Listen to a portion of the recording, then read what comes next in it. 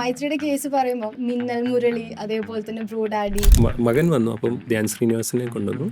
അത് കഴിഞ്ഞ് വിചാരിച്ചു എന്തുകൊണ്ട് സത്യനന്ദിക്കാടിൻ്റെ മോനെ കൊണ്ടുവന്നില്ല. അങ്ങനെയായിരുന്നു, ഒരു PR സൈഡും കൂടെ ആയിരുന്നു അത്. പ്രൊമോ ക്രിയേറ്റ് ചെയ്ത് ഡിജിറ്റൽ പ്ലാറ്റ്ഫോംസ് എത്തിച്ചിട്ട് അത് വൈറലാക്കാൻ പറ്റുക എന്ന് കാണിച്ചത് മൈത്രി അഡ്വർടൈസിംഗ് ആണ്. ആ ഒരു ഐഡിയയിലോട്ടേക്ക് നിങ്ങൾ എങ്ങനെയാണ് എത്തിയത്? ടീം വർക്ക് ഇല്ലാതെ നമുക്കൊന്നും ചെയ്യാൻ പറ്റുമെന്ന് തോന്നുന്നില്ല. അതായത് no one is as good as team working together. ഇപ്പോൾ നെറ്റ്ഫ്ലിക്സ് പറയുന്ന പോലെ തന്നെ നെറ്റ്ഫ്ലിക്സ് ആൻഡ് ചിൽ എന്ന് പറയുന്നത് വളരെ ചിൽ ക്ലൈൻസ് ആയിരുന്നു. ഈ സോഷ്യൽ മീഡിയ എന്ന് പറയുന്നത് it's a space for people to engage with. ഇപ്പോൾ അവിടെ പോയിട്ട് നമ്മൾ ഹാർഡ് സെൽ ചെയ്തുകൊണ്ട് വന്നിട്ട് കാര്യമില്ല. ഞാൻ ആക്ച്വലി കേട്ടിട്ടുണ്ട് കൂടുതൽ ആൾക്കാർ ബാത്റൂമിൽ ഇരിക്കുന്ന സമയത്ത് കുറേ ഐഡിയാസ് ഞങ്ങൾ തന്നെ അതിന്റെ വീഡിയോ ഉണ്ടാക്കിയിട്ടുണ്ട്. ഹായ് എവരിവൺ, എല്ലാവർക്കും എൻട്രി ഡിജിറ്റൽ മാർക്കറ്റിംഗിന്റെ പുതിയൊരു പോഡ്കാസ്റ്റിലോട്ട് സ്വാഗതം. ആൻഡ് ഇന്ന് എനിക്ക് വളരെ സ്പെഷ്യൽ ആയിട്ടുള്ളൊരു ദിവസമാണ്. കാരണം അഡ്വർടൈസിങ് ഏജൻസീസിനെ തേടി പിടിച്ചിട്ടുള്ള നമ്മളുടെ യാത്രയിൽ ഇന്ന് എൻ്റെ മുമ്പിൽ വന്നിരിക്കുന്നത് ഒരുവിധം എല്ലാ അഡ്വർടൈസിങ് ഫീൽഡിൽ വർക്ക് ചെയ്യുന്ന ഒരുവിധം എല്ലാവരുടെയും ഡ്രീം കമ്പനി ആയിട്ടുള്ള ഒരു ഏജൻസിയാണ്. ആൻഡ് അതുമാത്രമല്ല 2014 ഒരു സോഷ്യൽ മീഡിയ ഡേൻ്റെ അതിനോട് അടിസ്ഥാനമാക്കിയിട്ട് ഒരു social media meetup event create ചെയ്തിട്ടുണ്ടായിരുന്നു. ആൻഡ് അത് ഭയങ്കരമായിട്ട് സോഷ്യൽ മീഡിയയിൽ ഒരു കോളിൽക്കം സൃഷ്ടിച്ച ഒരു സംഭവമാണ്. ആൻഡ് നമ്മളുടെ ട്വിറ്ററിലൊക്കെ ട്വിറ്റർ ഇന്ത്യയിൽ ട്രെൻഡിങ് ആയിട്ടുള്ള ഒരു കാര്യമായിട്ടും ഒരു ക്യാമ്പയിനായിട്ട് മാറിയിട്ടുള്ള ഒരു സംഭവമായിരുന്നു. ആൻഡ് അതിൻ്റെ ബിഹൈൻഡിൽ പ്രവർത്തിച്ചിട്ടുള്ള മൈത്രി അഡ്വർടൈസിംഗ് ആണ്, അവരുടെ റെപ്രസെൻറ്റേറ്റീവ്സ് ആണ് ഇന്ന് നമ്മളുടെ കൂടെ ഉള്ളത്. ആൻഡ് മൈത്രി അഡ്വർടൈസിംഗിൻ്റെ ഡിജിറ്റൽ ആൻഡ് ക്രിയേറ്റീവ് ഹെഡ് ആയിട്ടുള്ള Ajay and director of digital and overseas business specialist ആയിട്ടുള്ള സുമിത് ആണ് നമ്മളുടെ കൂടെ ഉള്ളത്. So welcome. Thank you so much. Thank you. So എന്താണ്, ഹൗ ആർ യു, എങ്ങനെ പോകുന്നു കാര്യങ്ങളൊക്കെ? ഓക്കെ, ഇപ്പോൾ നമ്മൾ നോക്കുകയാണെങ്കിൽ 3 വർഷം അടുപ്പിച്ചിട്ട് agency of the year award നേടിയിരിക്കുകയാണ്. എന്താണ് ഫീൽ ചെയ്യുന്നത്? ലൈക്ക് ആ ഒരു ജേർണിയിലോട്ടേക്ക് എങ്ങനെ എത്തി? ജേർണി എന്ന് പറഞ്ഞാൽ ഒരു വലിയ നീണ്ട ഒരു ജേർണി ആയിരുന്നു. അതായത് നമ്മൾ സ്റ്റാർട്ട് ചെയ്ത് 96-ലാണ്. നമ്മൾ 2022, 23, 24-ലാണ് നമുക്ക് അവാർഡ് കിട്ടിയേക്കുന്നത്. ഓക്കെ, അത് എന്താ പറയുക, നമുക്ക് വർഷങ്ങൾ കൊണ്ട് കിട്ടിയേക്കുന്ന കൺസിസ്റ്റൻസി കൊണ്ടായിരിക്കും ഒരുപക്ഷെ നമ്മളെ അറിയുകയും നാഷണലി അറിയപ്പെടുന്ന ഒരു ഏജൻസി ആയി മാറാൻ പറ്റിയതും. പിന്നെ ഈ പറഞ്ഞ കുറേ അധികം നല്ല ആൾക്കാർ നമ്മുടെ കൂടെ വർക്ക് ചെയ്യുന്നുണ്ട്. അത് ഭയങ്കര ഇമ്പോർട്ടൻ്റ് ആയിട്ടുള്ള കാര്യമാണ്. ക്ലയൻസ് അതേപോലെ തന്നെ. അപ്പോൾ അത് ഈ 2 കാര്യങ്ങളാണ് മെയിനായിട്ട്, ആൾക്കാരും പിന്നെ ഈ പറഞ്ഞ ക്ലയൻസിന്റെ സപ്പോർട്ട് കൊണ്ട് തന്നെ ആയിരിക്കണം നമ്മൾ. ഏതായാലും huge congratulations four thank you that. So much. And അതിന്റെ കാര്യം പറഞ്ഞപ്പോൾ ഇപ്പോൾ കൺസിസ്റ്റൻസിയുടെ കേസ് പറഞ്ഞു. എത്രത്തോളം ലൈക്ക് ഇമ്പോർട്ടൻസ് ആണ് ഇന്നത്തെ കാലത്ത് ഒരു കൺസിസ്റ്റന്റ് ആയിട്ട് കാര്യങ്ങൾ ചെയ്യുക, അല്ലെങ്കിൽ ഒരു കൺസിസ്റ്റൻസി എന്ന് പറയുന്നത്? അത് എപ്പോഴും ഇമ്പോർട്ടൻ്റ് ആണ്. നമ്മൾ പണ്ട് പറയാറ് പ്രാക്ടീസ് മേക്സ് എവറിബഡി പെർഫെക്റ്റ് എന്നുള്ളത്. So consistency is kind of key to whatever we are doing. Okay, and commitment ഉണ്ടാവുക എന്നുള്ളതാണ്. നമ്മൾ പകുതിയിൽ വിടാണ്ട് നമ്മൾ ചെയ്യണ കാര്യം അല്ലെങ്കിൽ നമ്മുടെ വിഷൻ ആംബിഷൻ എന്താണോ അതിലേക്ക് നമ്മൾ കൂടുതൽ ഹാർഡ് വർക്ക് ചെയ്തുകൊണ്ടിരിക്കുക. And the more we work towards it, കൂടുതൽ എക്സ്പീരിയൻസ് കിട്ടും. And that's how we kind of attain all the finesse that goes behind every work that you have been seeing. So it's a great thing. And മൈത്രിയുടെ case പറയുമ്പോൾ നമുക്കിപ്പം ഏറ്റവും കൂടുതൽ ആൾക്കാർക്ക് relatable ആവുന്നത് മിന്നൽ മുരളി, അതേപോലെ തന്നെ ബ്രോ ഡാഡി. എങ്ങനെയാണ് ഈ യുവരാജ് ആൻഡ് ദ ഗ്രേറ്റ് കാലി ഇവരൊക്കെ കൊണ്ട് ഈ ഒരു മിന്നൽ മുരളി സീരീസ് കണ്ടക്ട് ചെയ്തതും, അതേപോലെ തന്നെ ആന്റണി പെരുമ്പാവൂർ വെച്ചിട്ടൊരു അവരെ കൊണ്ടൊരു ആക്ഷൻ സീക്വൻസ് എടുക്കാൻ അല്ലെങ്കിൽ ആ ഒരു ആക്ട് ചെയ്യാൻ വേണ്ടിയിട്ട് അവരെ കൺവിൻസ് ചെയ്തത് എങ്ങനെയാണ്? മിന്നൽ മുരളിയിൽ നമ്മൾ ആ കാലി സീരീസ് നമ്മളായിരുന്നില്ല ചെയ്തത്, അത് വേറെ ഏജൻസി ആയിരുന്നു ചെയ്തിരുന്നത്. പക്ഷെ ക്യാമ്പയിൻ നമ്മളായിരുന്നു ബിൽഡ് ചെയ്തിരുന്നത്, പ്ലാറ്റ്ഫോം നമ്മൾ ബിൽഡ് ചെയ്തിരുന്നു. ആൻഡ് ദെൻ കുറെ എന്താ പറയാ എക്സ്പീരിയൻഷ്യൽ ഹോർഡിങ് നമ്മൾ ചെയ്തായിരുന്നു. കോമിക് സ്ട്രിപ്പ് ചെയ്തിരുന്നു. അതൊരു വളരെ ഹിറ്റായ ഒരു സംഭവമായിരുന്നു. ഞങ്ങളൊരു 5 day പ്രീലൂഡായിട്ട് ഞങ്ങളൊരു കോമിക് സ്ട്രിപ്പ് ചെയ്തു. ഈ നെറ്റ്ഫ്ലിക്സ് ലോഞ്ച് ചെയ്യുന്നതിൻ്റെ അന്ന് വരുന്നതിനും ഒരു 5 ദിവസം മുന്നേ ഓരോ ദിവസവും ഒരു കോമിക് സ്ട്രിപ്പായിട്ട് നമ്മൾ ചെയ്തു. അത് മനോരമയിൽ റൺ ചെയ്തു. അത് ഭയങ്കരമായിട്ട് നമുക്ക് കുറേ അവാർഡ്സ് കിട്ടിയ ഒരു സീരീസ് ആയിരുന്നു. അതുകൂടാതെ ഈ പറഞ്ഞ ഈ ഖലീഡയൊക്കെ ഞങ്ങൾക്കൊരു കോൺസെപ്റ്റ് ലെവലിൽ ഞങ്ങൾ സപ്പോർട്ട് ചെയ്തിരുന്നു. അതൊരു ബോംബെ ഏജൻസി ആയിരുന്നു എക്സിക്യൂട്ട് ചെയ്യുന്നത് മെയിനായിട്ട്. സോ ഇറ്റ്സ് ലൈക്ക് നമ്മൾ നല്ലൊരു സാധനം ചെയ്ത് എന്തായാലും വൈറലാവുമെന്ന് അറിയാം. എന്താ വെച്ചാൽ ടീം അത്രയ്ക്കും the celebrities were that big. Tovino Thomas, Basil Joseph and everybody who worked. So our only challenge was to come up with something really creative which will kind of travel and people will talk about it എന്നുള്ള രീതിയിൽ അത് ചെയ്ത് ഇവരുടെ അടുത്ത് കൊടുത്താൽ പിന്നെ അത് എന്തായാലും വൈറലാക്കും എന്നുള്ളൊരു സാധനമാണ്. So the team came up with like lot of good ideas four Minnal Murali. Same way Bro Daddy ആയിരുന്നു, അതിൻ്റെ ഒരു സക്സസ് കണ്ടിട്ടാണ് നമുക്ക് ബ്രോഡാഡിയുടെ എൻക്വയറി വന്നത് ഹോട്ട്സ്റ്റാർ വഴി. And these two were like exclusive releases on OTT. Theatre അന്ന് ഇല്ലാത്തതുകൊണ്ടായിരുന്നു. So they were also ready to spend and do kind of big campaigns. അപ്പോഴാണ് ഈ Antony Perumbavoor has this cult following on social media. അപ്പോൾ നമ്മുടെ ഒരു റൈറ്ററിന്റെ തോട്ടായിരുന്നു, എനിക്കൊരു അജീഷ് സുനു ഒക്കെയാണ് അതിൽ വർക്ക് ചെയ്തിട്ടുണ്ടായിരുന്നത്. അപ്പോൾ അവരുടെ ഒരു തോട്ടായിരുന്നു ആന്റണി പെരുമ്പാവൂറിന്റെ ഒരു കൾട്ട് ഫോളോയിങ്ങിനെ നമുക്ക് എങ്ങനെ പിടിച്ചെടുക്കാം. അപ്പോൾ അങ്ങനെയാണ് ആ ഒരു ഫിലിം വന്നത്. But again it went viral because അത് ആരും ട്രൈ ചെയ്തിരുന്നില്ല അങ്ങനത്തെ ഒരു സാധനം അതിനു മുമ്പ്. Again we had Mohanlal, Prithviraj and Anthony Perumbavoor and all others, right? So our challenge was to come up with good ideas which will travel and which has the potential to go viral. So അതായിരുന്നു നമ്മുടെ main thinking. ആ ഒരു lens വെച്ചിട്ടാണ് എല്ലാ ഐഡിയാസും നമ്മൾ ആ സമയത്ത് create ചെയ്തത്. ദാറ്റ്സ് വൈ അതൊരു അത്രയ്ക്കും നോയ്സ് ക്രിയേറ്റ് ചെയ്യാനും എല്ലാം കാരണം. that's the main thing. So ഈ ഒരു ബെറ്റർ ഐഡിയാസ് ക്രിയേറ്റ് അത് ഒരാളുടെ തലേന്ന് മാത്രം വരുന്ന ഒരു കാര്യമായിരിക്കില്ല അല്ലേ? Definitely not. ടീം വർക്കിന്റെ ഇമ്പോർട്ടൻസ് ഒരു ഏജൻസി, ഇപ്പം എസ്പെഷ്യലി ഏജൻസിയുടെ കേസസ് എടുക്കുമ്പോൾ ആ ഒരു ടീം വർക്കിന്റെ ഇമ്പോർട്ടൻസ് എത്രത്തോളാണ്? ടീം വർക്ക് ഇല്ലാതെ നമുക്കൊന്നും ചെയ്യാൻ പറ്റുമെന്ന് തോന്നുന്നില്ല. അതായത് ഇന്നൊക്കെ നോക്കുവാണെങ്കിൽ 1-2 പേര് കൂടി ചെറിയ ചെറിയ ഏജൻസീസ് ഒക്കെ റൺ ചെയ്യുന്നുണ്ട്. പക്ഷേ അവിടെ വരുന്ന ചലഞ്ചസ് എന്താണെന്ന് വെച്ചാൽ ഈ പറയുന്ന അത്ര ആൾക്കാർ കൂടി ഉണ്ടാകുന്ന no one is as good as a team working together. അതുകൊണ്ട് ഇതൊരു ഇൻഡിവിജ്വൽ ഗെയിം അല്ല. പ്രത്യേകിച്ച് അഡ്വർടൈസിങ് എന്ന് പറഞ്ഞാൽ ഒരു ടീമായിട്ട് വർക്ക് ചെയ്യേണ്ട ഒരു കാര്യം തന്നെയാണ്. അതുമാത്രമല്ല, ഇപ്പം നമ്മൾ മൈത്രിയിൽ നോക്കുവാണെങ്കിൽ 100 ചില്ലുവാനും ആൾക്കാർ വർക്ക് ചെയ്യുന്നുണ്ട്. ഞങ്ങൾ ഒറ്റ ബിൽഡിങ്ങിലാണ് ഇരിക്കുന്നത്. അപ്പോൾ പല ഇൻഡസ്ട്രി ഞങ്ങൾക്ക് ഒരു പക്ഷേ ഇപ്പോൾ ഒരു 30 ക്ലയൻസ് ആക്റ്റീവായിട്ടുണ്ടാവും. നമ്മൾ വർക്ക് ചെയ്യുന്ന ഒരു 30 ക്ലയൻസ് ഉണ്ടെങ്കിൽ പല പല ഐഡിയാസ് അങ്ങോട്ടും ഇങ്ങോട്ടും ഷെയർ ചെയ്യപ്പെടുകയും കുറേ അധികം ഐഡിയാസ് വരികയൊക്കെ ചെയ്യാറുണ്ട്. അപ്പം അതൊരു വലിയ സംഭവമായിട്ട് ഞങ്ങൾ കാണുന്നു. അത് തന്നെ ആയിരിക്കണം ഒരുപക്ഷെ നമ്മൾ ഇത്ര കൂടുതൽ പുതിയ പുതിയ കാര്യങ്ങൾ ചെയ്യാനും ഇന്നോവേറ്റീവായിട്ട് ട്രൈ ചെയ്യാനും ഒക്കെ സഹായിച്ചത്. ഓക്കെ, നമുക്കിപ്പം ഒരു സ്റ്റുഡൻറ് ബേസ് ഉണ്ട്. അപ്പം നമ്മൾക്ക് നോർമലി സ്റ്റുഡൻസിൻ്റെ അടുത്ത് ഞാൻ പറയുന്നൊരു കാര്യം, നിങ്ങൾ എപ്പോഴും ഒരു ഏജൻസിയിൽ ആദ്യം തന്നെ വർക്ക് ചെയ്ത് പഠിക്കണം. ബിക്കോസ് അവിടുത്തെ ഒരു കൾച്ചറും അവിടെ ഈ പറഞ്ഞ പോലെ ഡിഫറെൻറ്റ് ക്ലയൻസ് ആയിരിക്കും നമുക്ക് ഡീൽ ചെയ്യാൻ വേണ്ടി വരാം. അപ്പം ഒരാൾക്ക് ചെയ്യുന്നതായിരിക്കില്ല ചിലപ്പം അടുത്ത ആൾക്ക് വർക്ക് ആവുന്നത്. സോ അതാണ് ഞാൻ എപ്പോഴും പറയും, ഇപ്പം ഏജൻസിയിൽ വർക്ക് ചെയ്യണം, അപ്പം അവിടുത്തെ ഒരു കൾച്ചർ ഡിഫറെൻ്റ് ആയിരിക്കും. അപ്പം അവിടെ എങ്ങനെയാണ് ഇപ്പം നമുക്ക് ഒരു ക്ലയൻസ് വരുമ്പം ഇപ്പം മെയിൻലി ഇപ്പം മൂവീസിൻ്റെ കേസ് എടുക്കുവാണെങ്കിലും മൂവീസിനൊരു പ്രൊമോ ക്രിയേറ്റ് ചെയ്ത് ഡിജിറ്റൽ പ്ലാറ്റ്ഫോംസ് ത്രൂ എത്തിച്ചിട്ട് അത് വൈറലാക്കാൻ പറ്റുക എന്ന് എനിക്ക് തോന്നുന്നു കാണിച്ചത് മൈത്രി അഡ്വർടൈസിംഗ് ആണ്. അപ്പം അതിലോട്ടേക്കുള്ള ഒരു കോൺസെപ്റ്റ്, ആ ഒരു ഐഡിയയിലോട്ടേക്ക് നിങ്ങൾ എങ്ങനെയാണ് എത്തിയത്? അതിനേക്കാളും മുന്നേ നമ്മൾ നെറ്റ്ഫ്ലിക്സിനെ താങ്ക് യു പറയണം. എന്താണെന്ന് വെച്ചാൽ നമ്മളിൽ ആ പൊട്ടൻഷ്യൽ കാണുകയും നമ്മുടെ അടുത്ത് വരികയും ചെയ്തു. അത് വന്നു കഴിഞ്ഞായിരുന്നു പിന്നെ ഈ പറഞ്ഞ ടീം വർക്കും കാര്യങ്ങളും വന്നത്.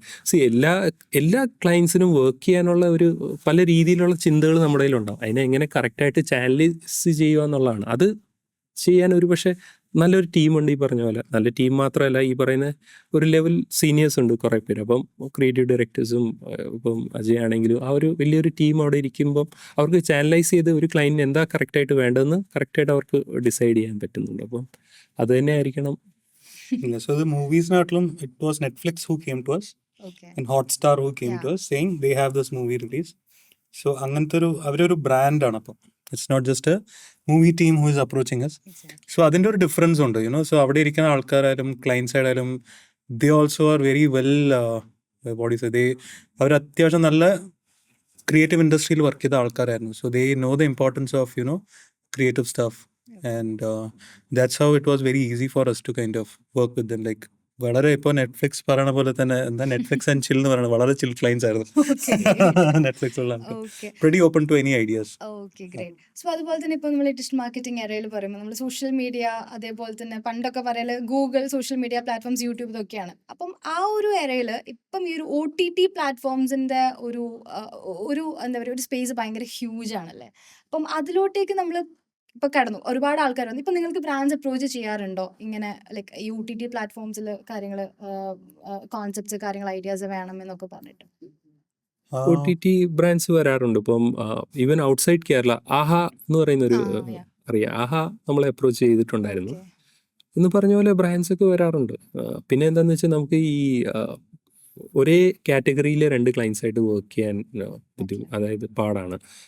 അതുമാത്രമല്ല ലീഗലി അത് it's not right to do that. അപ്പോൾ എന്താ പറ്റുന്നത്, പല ഏജൻസീസ് എന്ത് ചെയ്യുന്നത് വെച്ചാൽ ഒരു ആം ഏജൻസി ക്രിയേറ്റ് ചെയ്ത് അവരുടെ തന്നെ വേറൊരു ഏജൻസിയാണ് ഈ പറയുന്ന ഇങ്ങനെയുള്ള ക്ലയൻസിനെ ഹാൻഡിൽ ചെയ്യുന്നത്. ആഹാടെ കേസിൽ ഞങ്ങൾക്കൊരു കോൺഫ്ലിക്റ്റ് ഓഫ് ഇൻട്രസ്റ്റ് ഇല്ലായിരുന്നു.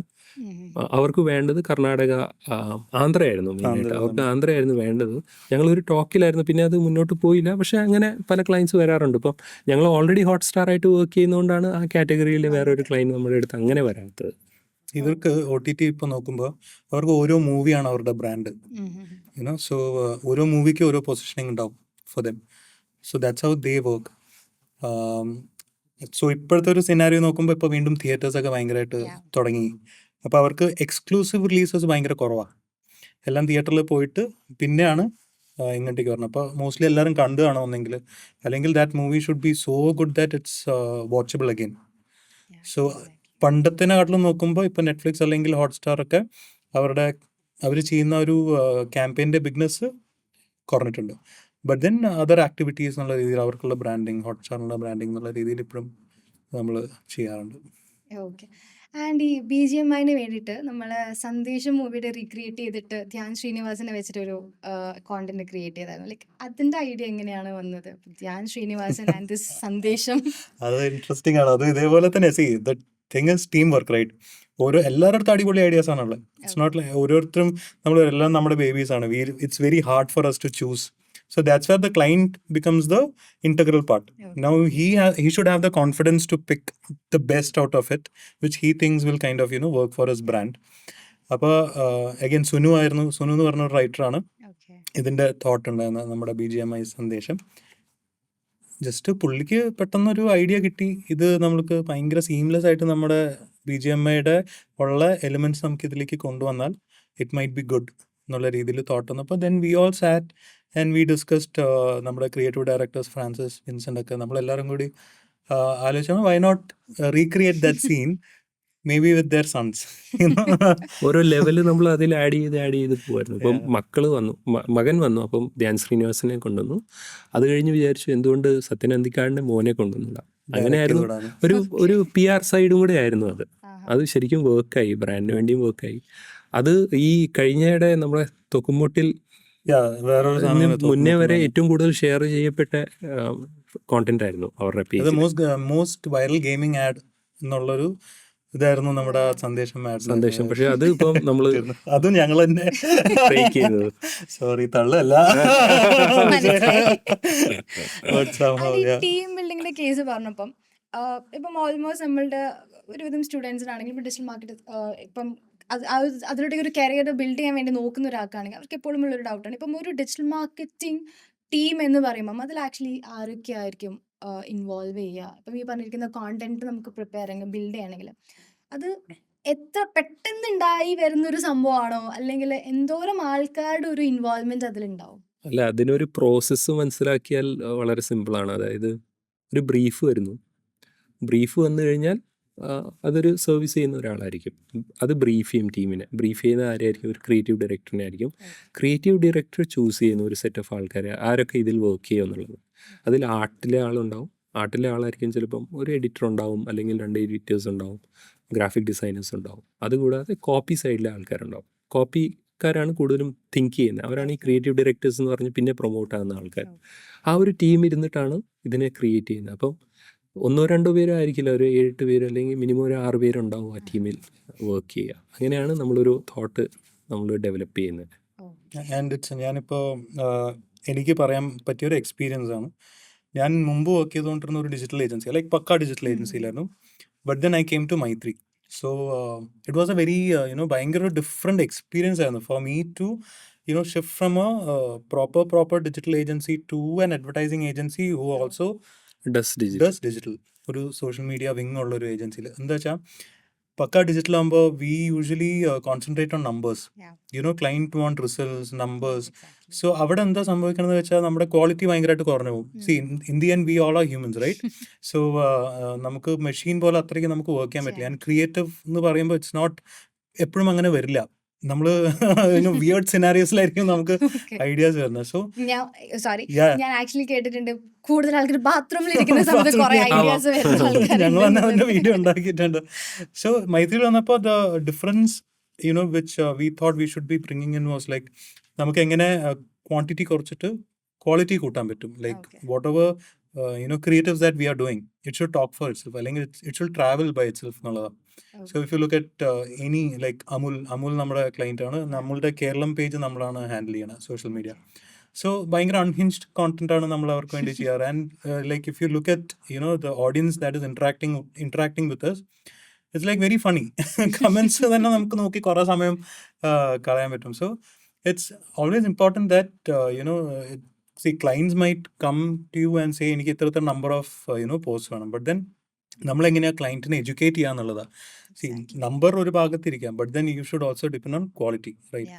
ക്വാളിറ്റി വേണമെങ്കിൽ how can we reduce the number? ഇപ്പോൾ മാസം ഒരു 12 or 15 പോസ്റ്റ് ചെയ്യുകയാണെങ്കിൽ it should be good, so that people talk about it. അല്ലെങ്കിൽ സോഷ്യൽ മീഡിയ എന്ന് പറഞ്ഞാൽ it's a space for people to engage with U.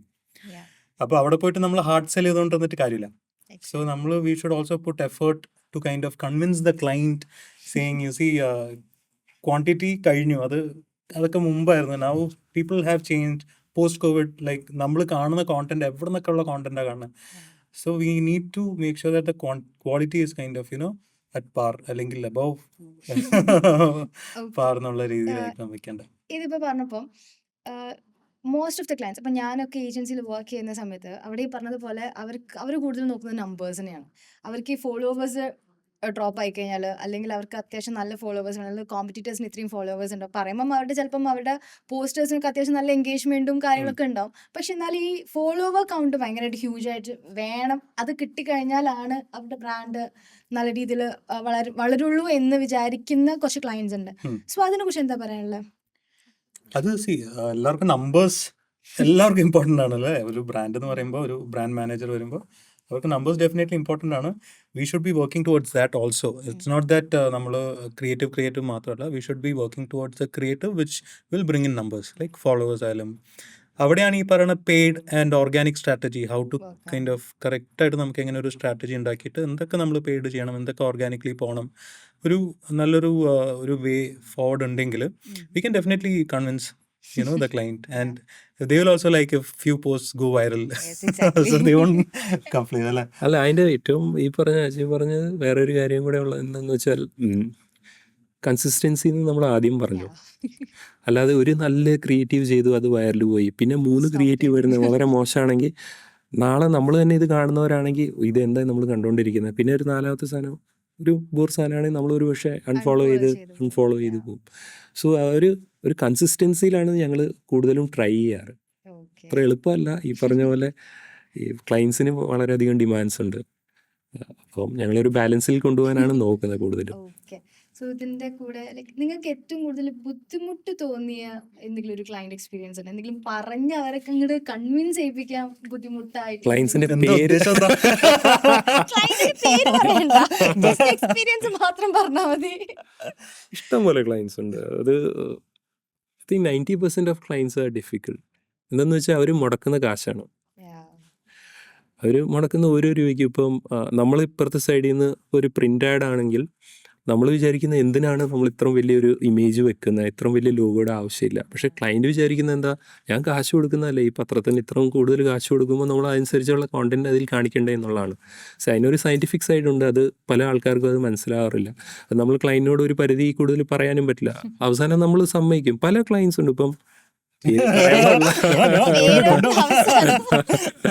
അല്ല, നിങ്ങൾ തന്നെ പത്രത്തിൽ കാണാറുണ്ട്, നമ്മുടെ കീ ഉണ്ടാവും അതിൽ. പലതിലും നമുക്കൊരു വോയിസും ഇല്ലാത്ത സാധനങ്ങളാണ്. അതായത് കുത്തി നിറയ്ക്കുക നമ്മൾ, അത് വേറെ വഴിയില്ല. ചിലത് വർക്ക് ചെയ്യും കേട്ടോ. ചില ബ്രാൻഡ്സൊക്കെ ഇത് വേണമെങ്കിൽ ഞാൻ എടുത്തു പറയുന്ന ഒരു ക്ലയൻറ്റ് പേര് പറയാം. അലപ്പാട്ട് എന്ന് പറയുന്ന ഒരു ക്ലയൻറ്റ്, അലപ്പാട്ട് ജുവലേഴ്സ്. അത് നമ്മൾ ശരിക്കും അലപ്പാട്ടിന്റെ the positioning with them is they clearly for the എന്താ പറയുക, ഒരു middle class, low middle class ആൾക്കാരെയാണ് ടാർഗറ്റ് ചെയ്യുന്നത്. സോ അതിലവർ നോക്കുമ്പം കളർഫുൾ ആയിരിക്കും, കുറേ കോണ്ടന്റ് ഉണ്ടാവും. That has been working for them for years no. That's been working. So നമുക്ക് ഒരു കംപ്ലൈൻറ്റ് പറയാനൊന്നുമില്ല. പക്ഷേ പലപ്പോഴും പല ക്ലയൻസും സമ്മതിക്കാറില്ല. സമ്മതിക്കുന്ന നല്ല ക്ലയൻസ് ഉണ്ട്. ഇപ്പം BGMI ഒക്കെ നമുക്ക് എടുത്തു പറയാം. നമ്മളൊരു നല്ല ഐഡിയ, ഫ്രീഡം, നെറ്റ്ഫ്ലിക്സ് അങ്ങനെയുള്ള ഇപ്പോൾ നാഷണൽ ക്ലയൻസ് എല്ലാവരും അങ്ങനെയാണ്. നമ്മൾ കഴിഞ്ഞ വർഷം സഫോളായിട്ട് വർക്ക് ചെയ്തു. ഒരു പരിധി വരെ അവർ ഒരു കാര്യത്തിലും ഇൻ്റർഫിയർ ചെയ്യാറില്ല. അവർക്ക് ബേസിക്കായിട്ട് മാൻഡേറ്റ് വരുമ്പം ലോഗോയുടെ സൈസ് വേണം, അതൊക്കെ അവരുടെ ബ്രാൻഡ് ഗൈഡ് ലൈൻ ആയിരിക്കും. അത് നമ്മൾ പാലിച്ചേ പറ്റൂ. അതല്ലെങ്കിൽ they don't really interfere in your creative process. And അടുത്തുനിന്ന് ഇപ്പം നമ്മളിപ്പം ഈ ഒരു ഡിജിറ്റൽ എറയിൽ ഇപ്പം ഏറ്റവും കൂടുതൽ കാണുന്നതാണ് ഈ ഒരു ഇൻഫ്ലുവൻസർ മാർക്കറ്റിംഗ് എന്ന് പറഞ്ഞൊരു സംഭവം. അപ്പം എത്രത്തോളം ഇമ്പോർട്ടൻസ് ആണ് ഈ ഒരു ഫേസ്, അല്ലെങ്കിൽ ഫെമിലർ ആയിട്ടുള്ള ഒരു ഫേസ് ആൾക്കാർക്ക്, അല്ലെങ്കിൽ ആ ഒരു ബ്രാൻഡിനെ റെപ്രസെൻറ്റ് ചെയ്തിട്ട് കാണിക്കുക, അല്ലെങ്കിൽ ആൾക്കാർ അതിന് ആ ഒരു രീതിയിൽ ഡൈജസ്റ്റ് ചെയ്യുക. അപ്പം ആ ഒരു ഇൻഫ്ലുവൻസർ മാർക്കറ്റിങ്ങിനെ കുറിച്ച് എന്താ പറയാനുള്ളത്, അല്ലെങ്കിൽ സെലിബ്രിറ്റി മാർക്കറ്റിംഗ്? നമ്മൾ ഓരോ കാലഘട്ടം നോക്കുമ്പോൾ there will be like new things coming in, right? Social media വരുന്നവരെ there was no social media. Yeah. Social media വന്നു കഴിഞ്ഞിട്ട് there's a new medium. Yes. Now in social media itself there's another thing called influencer marketing, right? Yeah. Now the thing is, creators have created their own space Mhm. to come up with original stuff. Yeah. And ഈ original content കാണാൻ വേണ്ടിയിട്ട് there will be like hardcore fans, right? Yes. So നമ്മൾ തന്നെ within Maitri we have kind of divided these things into like influencers and then content creators. Okay. Now content creators are the ones who does original content. Yeah.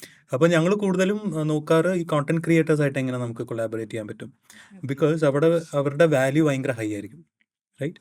So when ഇപ്പോൾ നമ്മുടെ അടുത്ത് മൈത്രിയിലുള്ള mostly എല്ലാ ബ്രാൻഡ്സും is like കാറ്റഗറിയിൽ number 1 Mm. or number 2. So for us, as you said, like ബ്രാൻഡിനെ represent ചെയ്യുന്ന ആള് should also kind of bring in some value Yeah. to the brand. And നമ്മൾ സെലക്ട് ചെയ്യുമ്പോൾ we make sure that person kind of aligns with the brand values or the personality എന്നുള്ളത്. Just like how we select a celebrity for a brand, right? So അതേ same സാധനങ്ങളാണ് ഇവിടെ applicable ആയിരിക്കുക. So ഇത് ഇപ്പോൾ advertising പണ്ടൊട്ടേ ഉള്ളത് തന്നെയാണ്. Just that Exactly. New mediums are coming. Hence ആ തോട്ട് നമ്മൾ ചെറുതായിട്ടൊന്ന് അതിന് വേണ്ടിയിട്ട് ട്വീക്ക് ചെയ്യുക എന്നുള്ളതാണ്. ബട്ട് ദെൻ ഇപ്പോഴത്തെ ഒരു എക്കോസിസ്റ്റമിൽ influencer marketing is something which we can't avoid. ഇപ്പോൾ സോഷ്യൽ മീഡിയയിൽ നമുക്ക് റിസൾട്ട്സ് ഡ്രിവൺ അല്ലെങ്കിൽ ഇമ്പാക്റ്റ് വരുന്ന കാര്യങ്ങളിൽ one of the things would be influencer marketing. So Yes. നല്ല രീതിയിൽ ചെയ്താൽ we can get good results or awareness ഉള്ള രീതിയിലാണ്. So it's like we can't avoid ഈ ഒരു കാര്യം കൂടെ ആഡ് ചെയ്യാനുള്ളത്, ഇപ്പോൾ സെൻസിയുടെ ഇടയിൽ ഒരു റിസർച്ച് ഉണ്ടായിരുന്നു. അപ്പം അതിൽ പറയുന്നത് 61% ഓഫ് സെൻസീസ് മേടിക്കുന്നത് ഈ പറയുന്ന ഇൻഫ്ലുവൻസർ പറയുന്ന സാധനങ്ങളാണെന്നും, Okay. അതിനേക്കാളും കൂടുതൽ ഇപ്പം വന്നിട്ട് ഒരു 75% മൈക്രോ ഇൻഫ്ലുവൻസേഴ്സ് ആണ്. അതായത് നമുക്കറിയാവുന്ന ഒരാൾ നമ്മളോട് പറയുകയാണ് അത് നല്ലൊരു പ്രൊഡക്റ്റാണ്, അല്ലെങ്കിൽ ഞാൻ ഉപയോഗിച്ചു, നല്ല എക്സ്പീരിയൻസ് ആയിരുന്നു എന്ന് പറഞ്ഞു കഴിഞ്ഞാൽ 75% കൂടുതൽ ആൾക്കാർ അതാണ് വാങ്ങുന്നത്. Because so I think they trust them. Trust ആണ്. പണ്ട് എക്സാക്ട്ലി വേർഡ് ഓഫ് മൗത്ത് ഇല്ലേ, നമ്മൾ പറയില്ലേ എക്സാക്ട്ലി പോയി ആ സിനിമ ഉണ്ടോ അല്ലെങ്കിൽ അവിടെ നിന്ന് പോയി മേടിച്ചോ, Yeah. അത് പറയണ പോലെയാണ് ഇപ്പോൾ ഇൻഫ്ലുവൻസേഴ്സ് അല്ലെങ്കിൽ കോണ്ടന്റ് ക്രിയേറ്റേഴ്സ് പറഞ്ഞാൽ ഇവർക്കത് they take it seriously.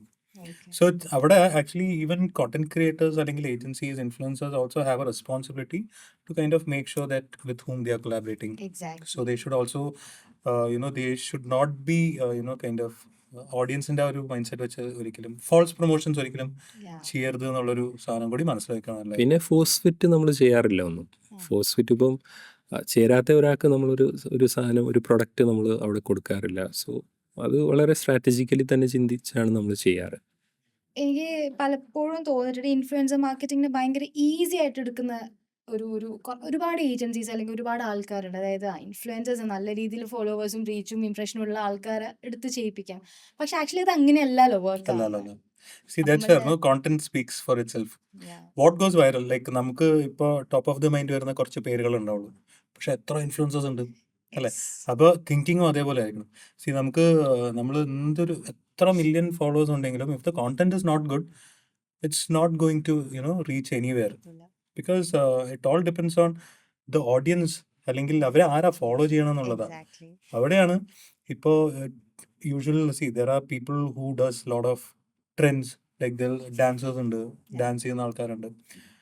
Now if your brand kind of brand demands that kind of an influencer, then it's okay to kind of collaborate with them. But otherwise you always kind of want someone who does original stuff. Yeah. Now they will add value to our idea also, and they will say let's make it a little more funny, അല്ലെങ്കിൽ a little more കുറച്ചുകൂടി നല്ല രീതിയിൽ നമുക്ക് ചെയ്തെന്നുള്ള inputs വരും. So it's very important that as an agency നമുക്ക് നല്ലൊരു idea ഉണ്ടാവണം before going to the content creator. Definitely we should be kind of picking a creator നമ്മൾ അവരുടെ സോണിൽ പോയിട്ട് വേണം നമ്മൾ ആലോചിച്ച് തുടങ്ങാൻ. Yeah.